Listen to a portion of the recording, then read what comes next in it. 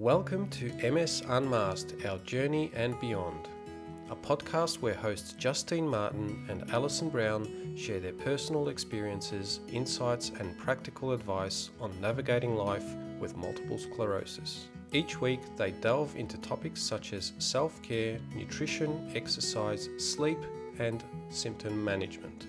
Join them as they explore the physical, emotional and mental aspects of living with MS, providing a supportive community for listeners touched by this condition. Get ready to be inspired and empowered on this incredible journey through MS unMasked, Our Journey and Beyond. Welcome back, listeners, to the MS unMasked podcast. Today, Allyson and I are going to be talking everything to do with mobility. How are you going, Allyson? I'm good, Justine. How are you going? Well, after last week, I'm not game enough to say I'm fine, but I'm okay. Okay is that's pretty much what we have to kind of go with, right? But, I still do answer like, yeah, I'm fine. I'm not any worse than last week, so that's a win in my book. And, taking my little steps to get myself improved as well. So, yeah, That's I'm fantastic. on a good path. That's good. I, however, feel like I've gone backwards a bit. So, not really sure what's happening with my body at the moment. I'm pretty sure I'm reflaring and I'm having an MRI on the 14th of July. So what's that? 3.5 weeks or so away. And I'm like, yeah, I'm just going to hang out till then. I'm going to hang out to then. And then I see Cam 5 days after, I don't know how many days it is. From the 14th to the 20th. How many days is that? Don't know. My brain can't do math right now. No, I can't do it at the best of times. Anymore, might I say, because I used to be really good at maths. And I can't claim that I was ever really good at maths, so I'm not even going to bother. I was in the top maths classes, but that's all gone now. Anywho, I'll then be seeing my neuro. It's exactly 1 month today, so I'm sure I can hang out for the next 4 weeks and work out what's just happening. Keep making sure that you're having those anti-inflammatory foods, avoiding those inflammatory foods that can kind of flare things up as best as you can. We just try to do the best that we can. Reduce that stress as much as possible, like I'm trying to do too. I've been trying out the Balance app for meditation, and I find that it's quite good in that it gives you a reminder each day. So I've got it like at 8 o'clock. So, I'm waking up, I'm on my phone a little bit, and then it's like, your reminder is set to do some meditation. And I'm like, oh, okay, great. So then I just do 10 minutes of meditation before I kind of get going. So yeah, that's actually a good one to try as well. And you can get a 1 year free trial. Oh, wow. That's impressive. They must think that you'll be hooked in the year and then you want to buy the second. That's right. That's exactly right. Wow, that's fantastic. On that. Yeah, I'm my leg's twitching a bit more than what it was, and I'm back regularly on my cannabis oil, and that's made my bladder go. So yay, go me at the moment at the supermarket today. Thank God I had black pants on is all I can say, in a big jumper. You can only laugh about it because, what's the other alternative? Sit there and cry. Laugh or cry. I know. So, and these things happen to us. I've got chronic bladder instability. So, at any moment, it could just go. It does its own thing. It's like its own, it's got its own brain and, its own functioning, I reckon. And I have nothing to do with it. Like, basically, it doesn't listen to me at all. Same at the moment, same. So we're going to talk about mobility this week and what it's like to use a mobility aid in a world that isn't set up for mobility devices. Have you ever had to use an aid, Allyson?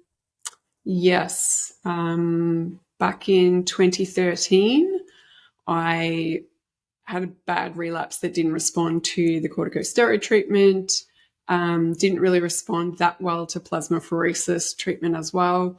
And they sort of said, we don't know if you're going to get your leg function back.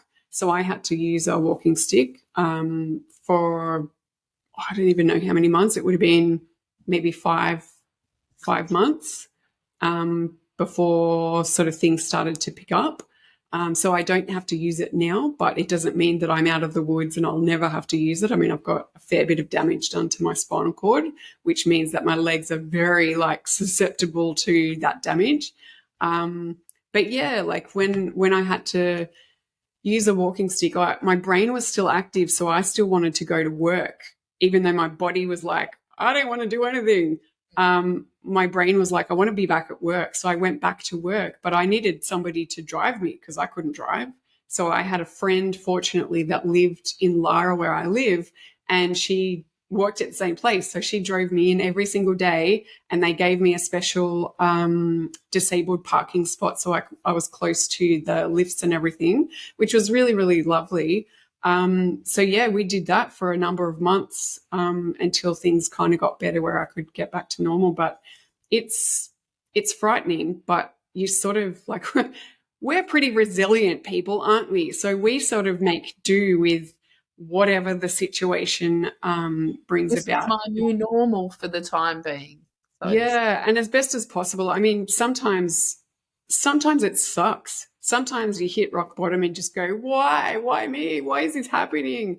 But somewhere along the line, we have to just pick ourselves up as well and be able to go, right, well, this is the new thing that I have to deal with. How am I going to deal with this? What's the best way for me to be looking after myself as best as possible so I can move forward? So yeah. What about you, Justine? Oh, you name it, I've used it.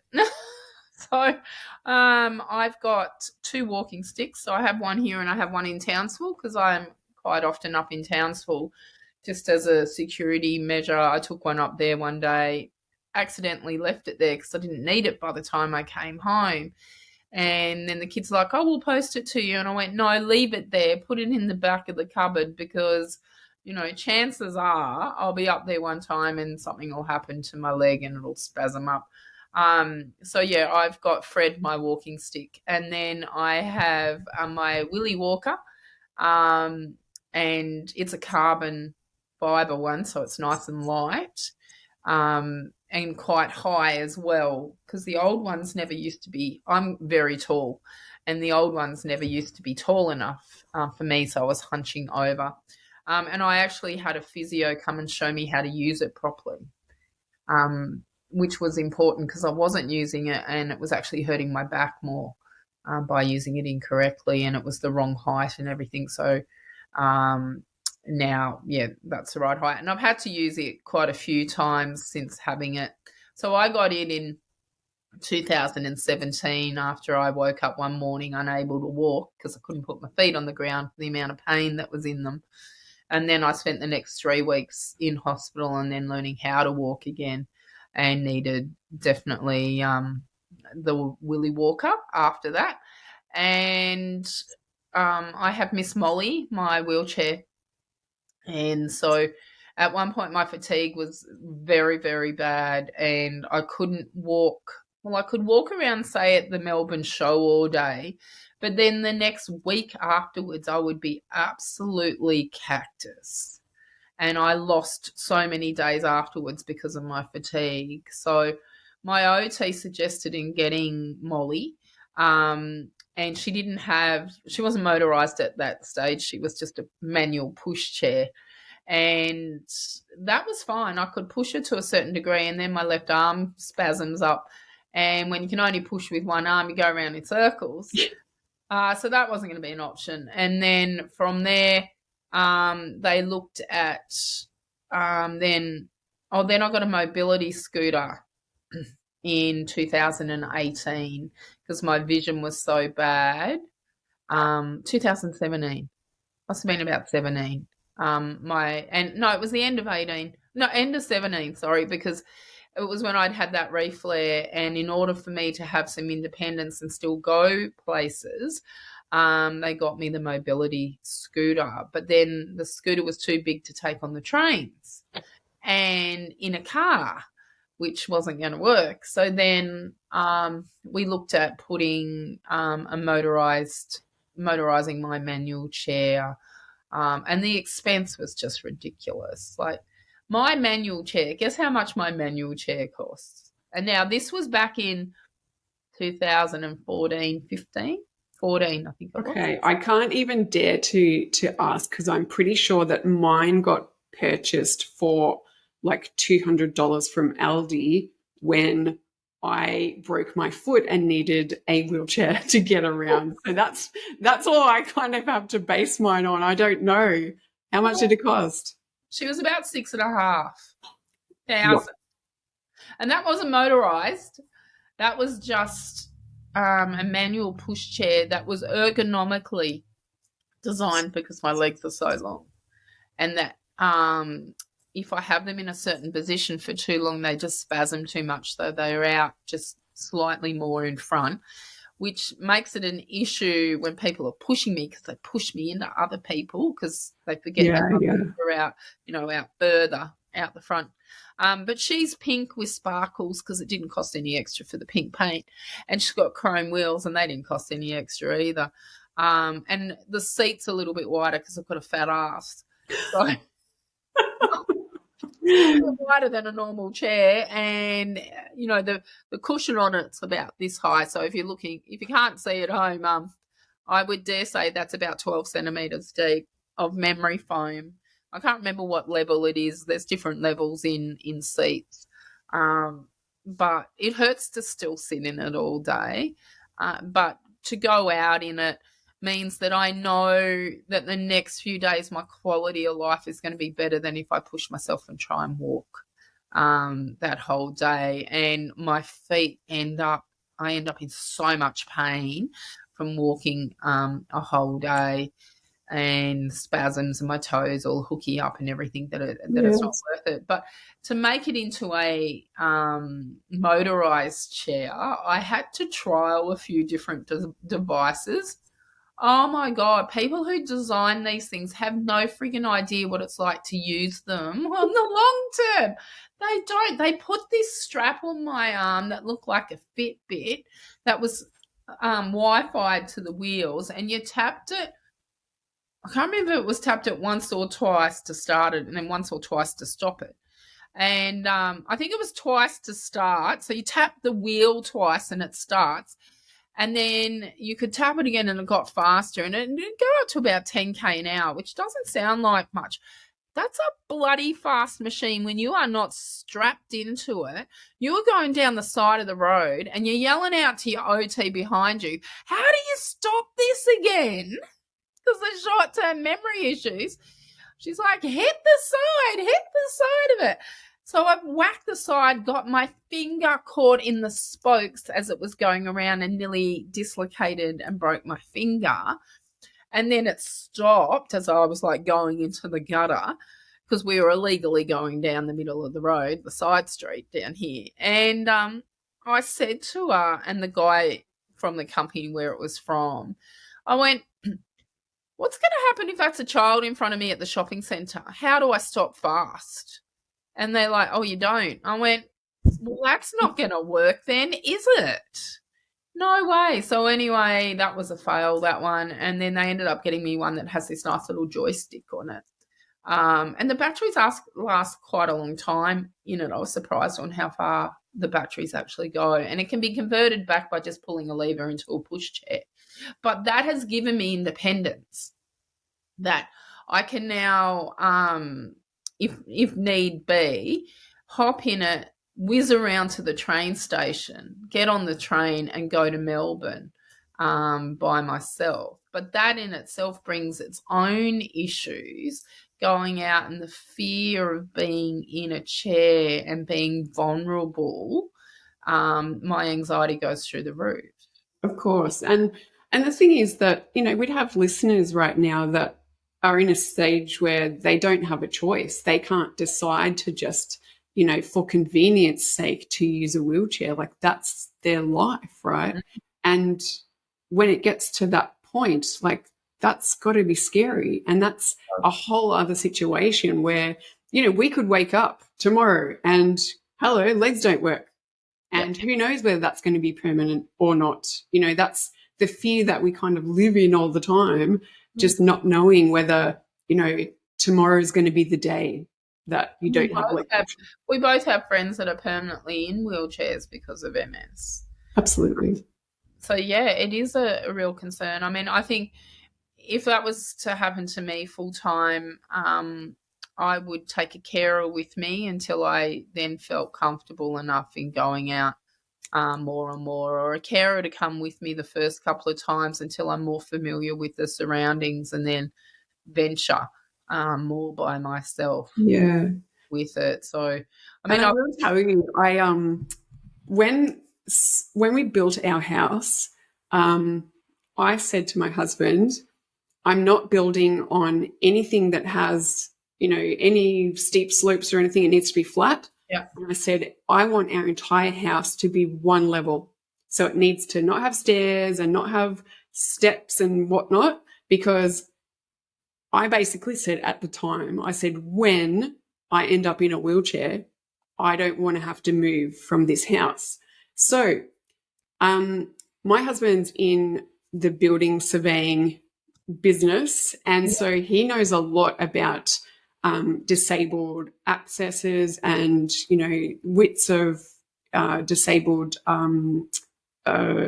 door frames and yeah, and just making it compliant and everything. So when we were building, we actually kind of snuck in on site, and he put in some noggins, I think they call yeah, it.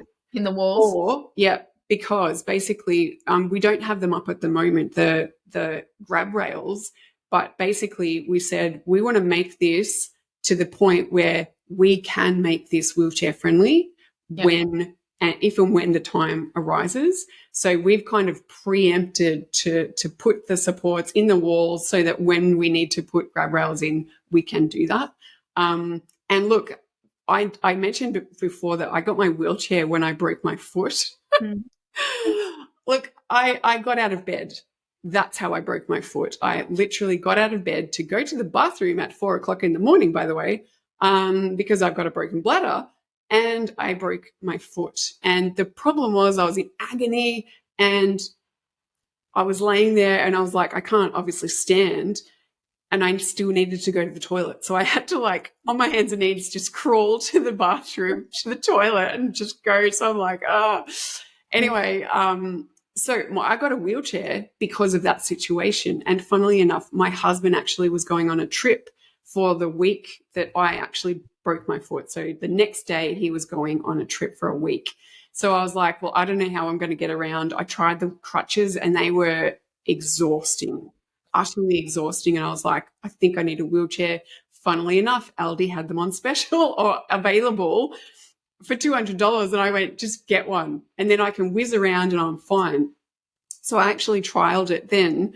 And it works. Like, our house has actually been built to be able to kind of allow for that. It's funny you say that, because I, when I bought this house, brought Miss Molly in with me, and because it is longer, to make sure that I was able to maneuver around. And then I looked at the bathroom and went, okay, well, that's probably not going to be really practical for me in my ensuite, but I could knock out my walk-in robe. That could all then become the bathroom, and my spare bedroom would become my walk-in robe.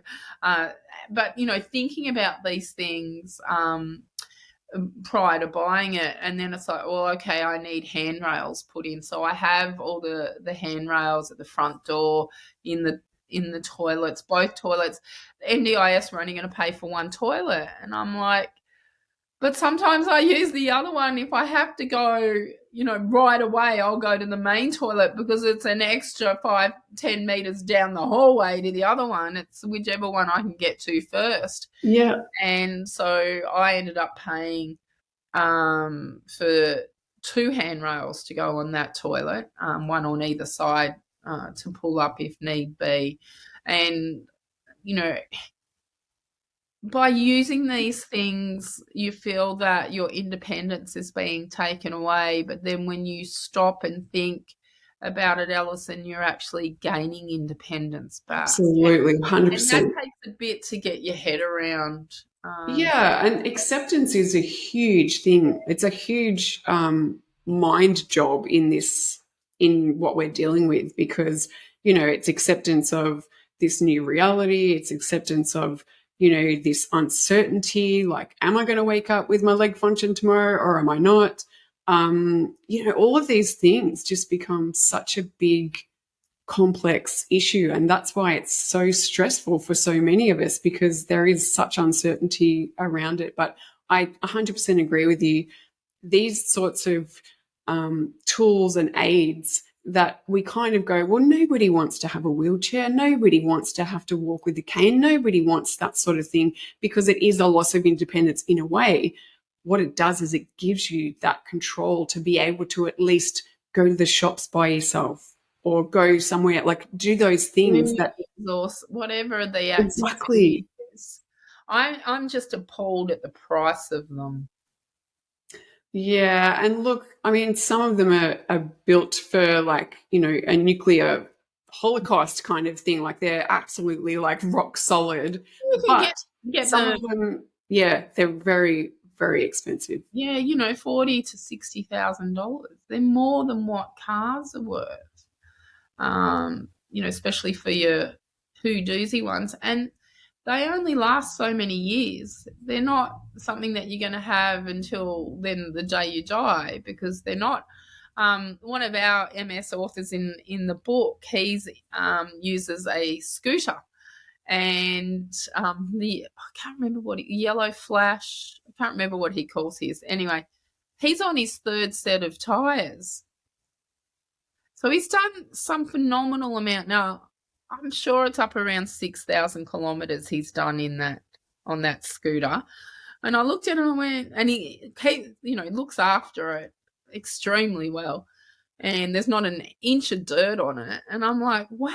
I said, those tyres have held up really well. He goes, it's the third set I've had. And I'm like, oh, well, that explains it then. It might have been 3,000 K. I know that it was a lot of on it, and I'm like, wow, you're on the same battery. When you're talking about people's cars, it's like, wow, that's a really nice car. What make and model?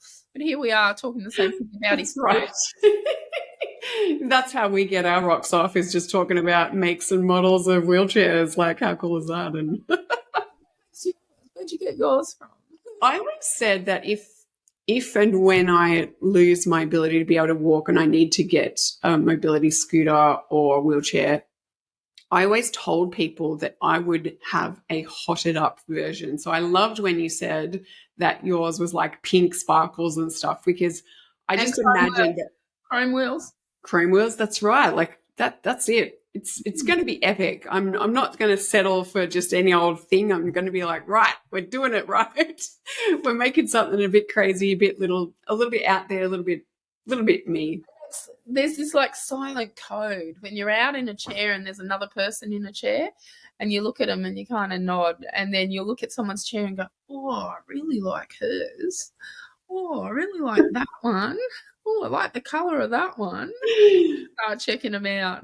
But I want to talk about access into venues. There are so many places that, as a disabled person that uses a mobility device, that you can't enter. And nothing pisses me off more than when they use disabled toilets as storage rooms. You see it everywhere. Or you're going to get a key. I'm sorry. You don't need a key to go to the general toilet in your venue. Why in the hell do I need to find someone, embarrass myself that, oh, sorry, can I use your toilet? I've got a disability and I need to use that toilet. That's discriminatory in itself. And then you get in there and they've got boxes and high chairs and everything else in there that you can't get your wheelchair in there anyway and turn it around, let alone trying to get in and out of it. Yeah. And look, my experience is only when I broke my foot. So that is unfortunately my experience with the wheelchair. But when I went to, it was crazy timing. I had to go to a dress-up wedding, mind you, a dress-up wedding, and the function venue, I had to obviously go to the bathroom and they didn't have a disabled access toilet. So I had to kind of wheel into this really tight bathroom sort of, and I had to just park my wheelchair out the front of the cubicle that I was going to use and kind of hobble my way in. Now, look, if you've got a permanent leg disability, that's not an option for you, right? That's not an option. So, it makes it so hard. And look, as I mentioned before, my husband's a building surveyor, so he does a lot of compliance checks for disability access. Is this going to meet legislation in terms of, accessibility for, people that need that?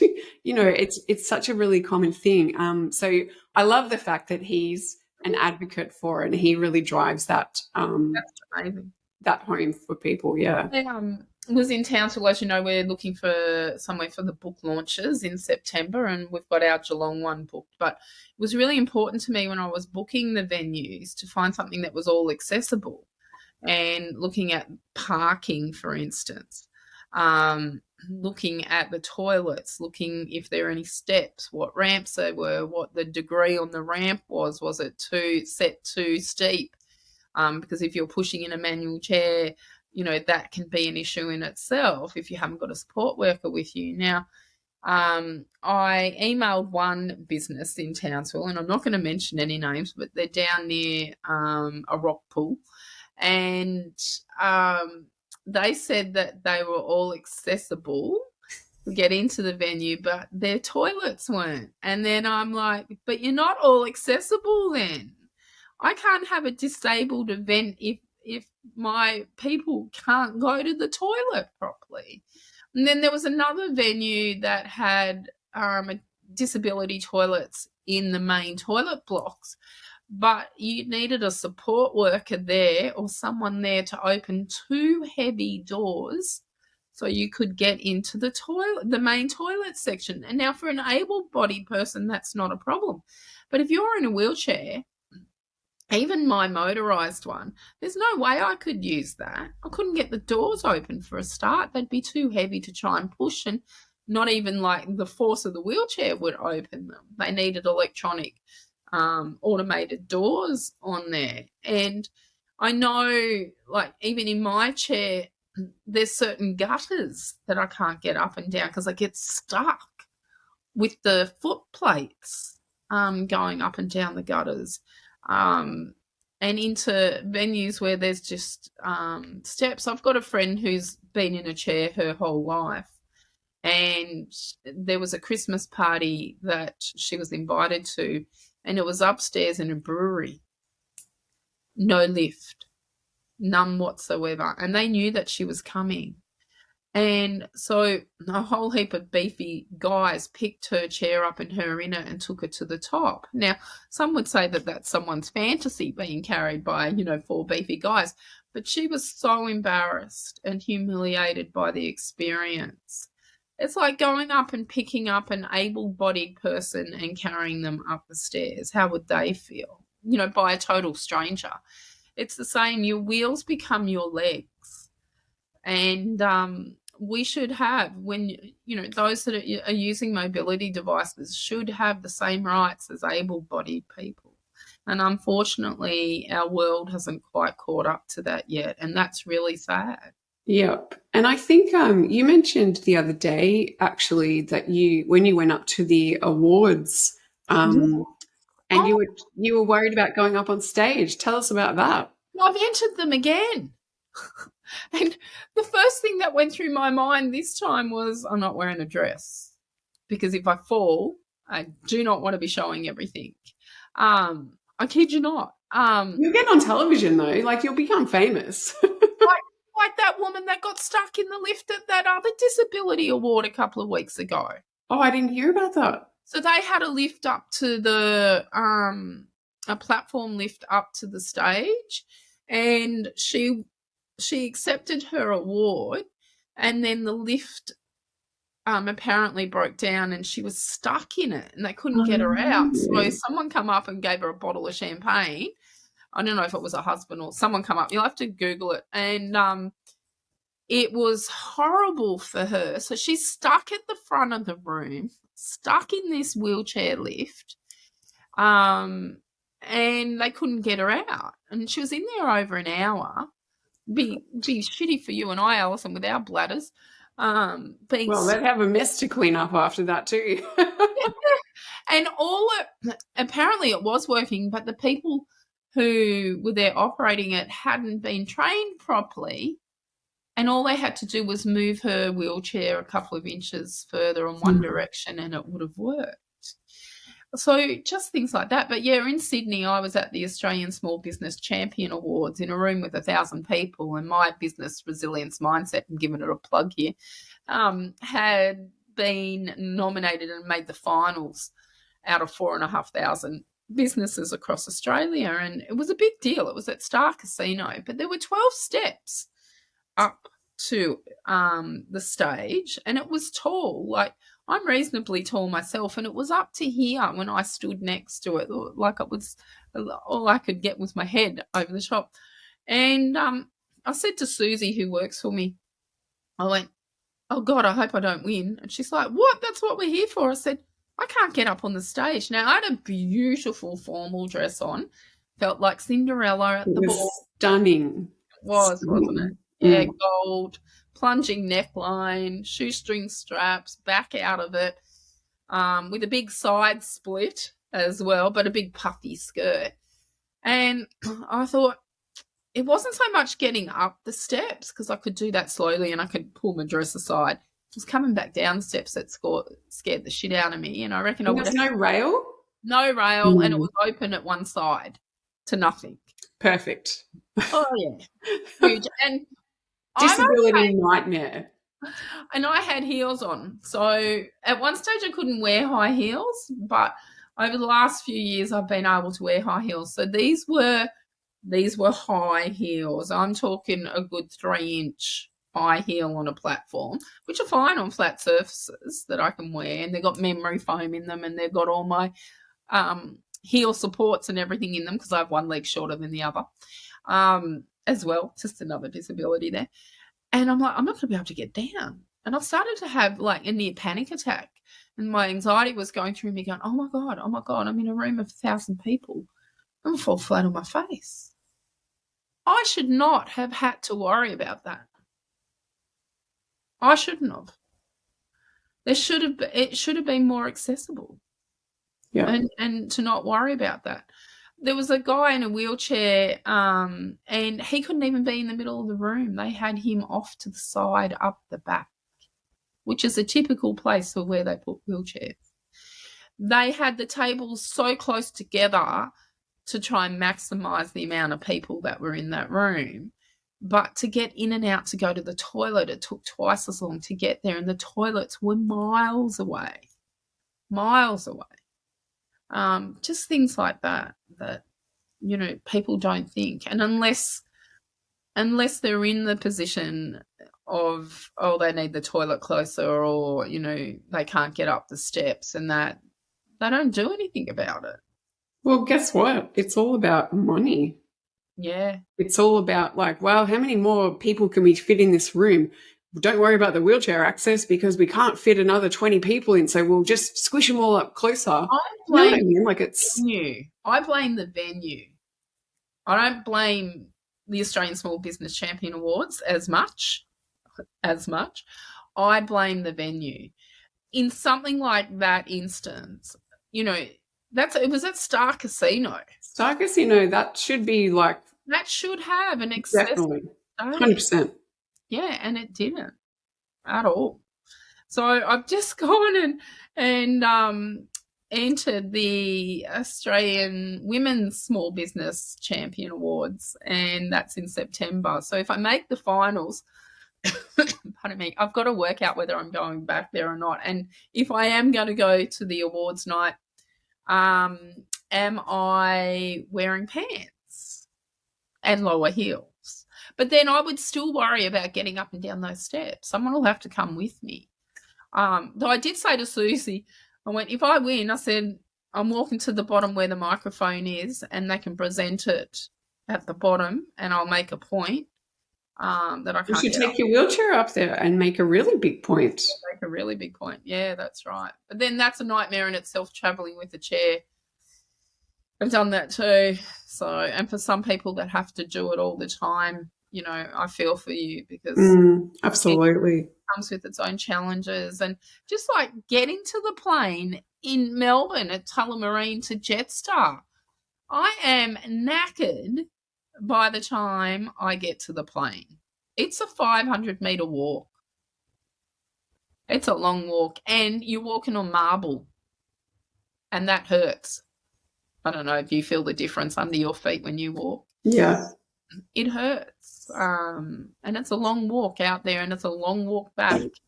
Even in the little smaller airports, they have the air bridges. We don't have those. So sometimes I'll ask, I'll go, disability access. If my legs are cactus and it's a hot day, or I've walked a long way and I'm, fatigued out and I know that I'm going to struggle to get up those stairs, I'll ask to be put on first and go up the little elevator. But then I can get down the steps. Okay, so it's normally like I just need a hand to get up. I can come back down. Is fine. But yeah, it can be an effort. Yeah. So I definitely think you're 100% right in that there's some work to be done in the public sector, particularly where we live, and I'm sure where other people live as well, just in recognizing that disability is an increasing thing and they need to make more of an effort to be inclusive. Yeah. I went to DFO at South Wharf a couple of years ago in my chair, and I couldn't get into half the shops because the racks are so tight to each other. You couldn't get a chair through them. You couldn't get a pram through them, let alone a wheelchair. But I will say this one thing. People need to wear better underwear. When you're in Alyson's laughing here. She was not expecting me to say that. I'm not sure where this is going. I'm curious though. Keep going. Well, where it's going is when you're walking, your eyesight is at head level. Right? When you're in a chair, it's at butt level. And there are so many people that have ill-fitting underwear on because you've got nothing else to look at except for someone's bum in your face.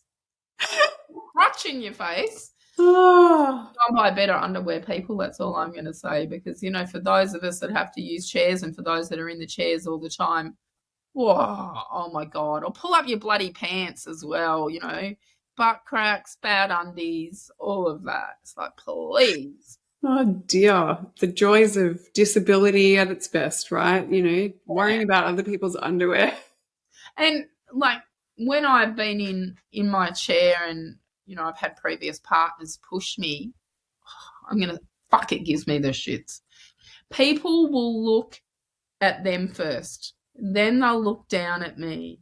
And then they'll look back at them and give them a sympathetic, oh, you poor person, being with them, being with her. Oh, my God. Yeah. And another one is I'm not deaf. I can hear you. I'm sitting in a chair because my legs don't work, but my ears still do. Yeah. That's right. So either engage with me in the conversation and I am here. You don't need to talk to just my carer or my partner. I can still hear. I can still communicate. And don't yell. Yeah. It's not a cone of silence I'm sitting in. Yeah. Yeah. I know. It's just wrong. I mean, it's discrimination at its best, isn't it? Yeah, it really is. Definitely. Yeah. So I think we've, spoken a little bit about our woes with mobility devices, and here's hoping that, we can stay out of them for as long as possible. Yeah, and our hearts go out to everybody that's listening that has to deal with that on a daily basis, because that's tough. It's really, really tough. But hang in there, because, these devices are there to make life a little bit easier and give us a little bit more quality of life that we otherwise wouldn't have had. So hang in there, everybody. Hearts out to all of you. And here's hoping the world catches up and it becomes a more friendlier user, all able-bodied place, all abilities. So what are we going to talk about next time, Al? Goodness gracious, the world's our oyster. Who knows what we're going to talk about? It'll be exciting, whatever it will be. So, listeners, we can't work out what we're going to talk about next, so maybe we'll leave it to you. If you've got a question that you want answered, a burning question, and it can be about anything whatsoever, we'll answer it for you on MS Unmasked. Well, we'll talk about it. We don't know whether we'll have an answer for you, but we'll definitely talk some crap. And we might have the answer. Whether it's the right one or the wrong one is a different story altogether. True, but we'll give it a crack, won't we? Yeah, that's for sure. We sure will. Or we may know someone that can answer it. Very true. Very true. We both have an extensive network throughout the world at the moment. You want to talk about the summit that we're both in? Yeah, look, the MS Summit, the symptom-free MS Summit just started today.